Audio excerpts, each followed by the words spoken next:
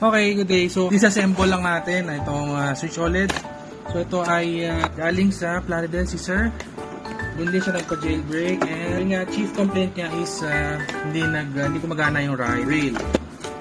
So, ito yung memory card. By the way, nag-DIY na si Sir. Kinabitan niya ng railing ng V1, V2. Bumili yata sa Shopee. Hindi talaga gagana. Tanggal na yung warranty sticker ng unang gumawa. Yun. Pero hiningi natin sa kanya yung kanyang lumang railing and fully makita natin kung ano.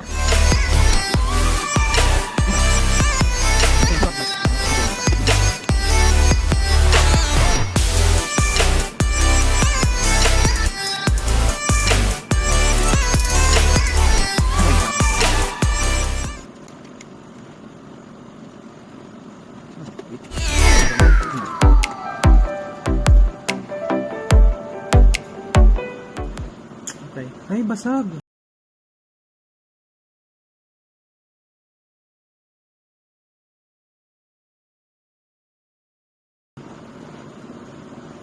Basag eh.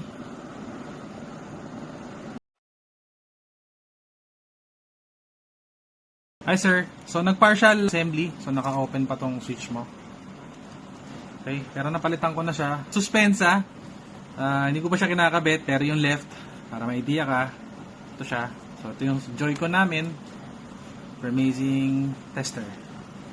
Pag ito lumabas, meaning okay na yung switch mo. Ayun. So nag-handheld na. Test natin yung Joy-Con mo, sir. Suspense ulit. Unahin ko yung left side. Okay. Right side.